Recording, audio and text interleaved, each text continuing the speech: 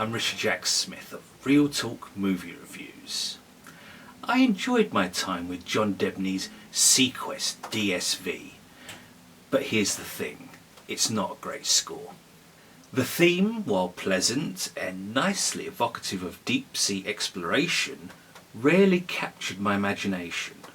There are comparisons to be made with Holst and especially Star Trek. In fact, John Debney's Seaquest DSV could be a lost soundtrack from one of those episodes featuring Captain Janeway or Jean-Luc Picard. Adding to which, there's an odd theme and variation compromise, which renders many story-related incidents on a similar path, at least melodically. Yes, the music was orchestrated well and sounds nice, but the nagging suspicion that we've heard this before overshadows many of the better qualities which may arise. Also, the Deluxe edition from Vares Sarabande comes across as incomplete. Why? Because composers such as Don Davis and others are not included on this 2-CD set. Perhaps these missing cues would go a long way towards making the definitive Seaquest DSV experience. Only time will tell. Aha! Just when my hope was starting to fade a little, Disc 2 reignites interest.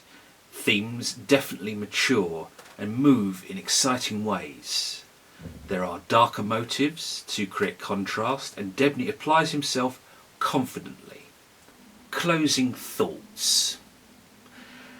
I found myself moved here and there by what I heard in Seaquest DSV. It's by no means a terrible score, there are moments which are quite pretty, but really it comes down to an identity crisis of epic proportions here. The fact that this could be music, missing music from a Star Trek Voyager episode or something similar, kind of robs it of any chance at being original and having an identity all of its own.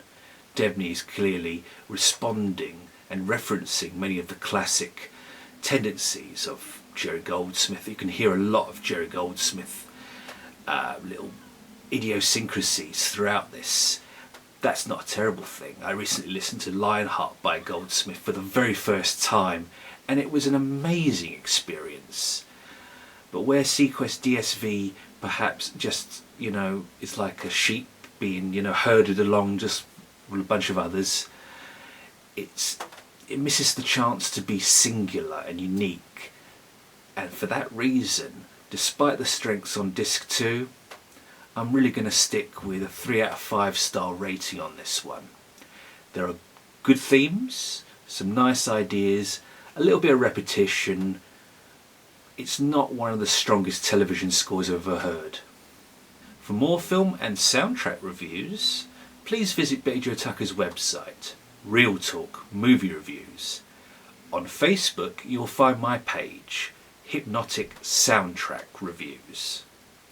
You can also find me on Twitter at mbeanfan101. I am Richard Jack Smith, thank you for watching, and I will see you next time.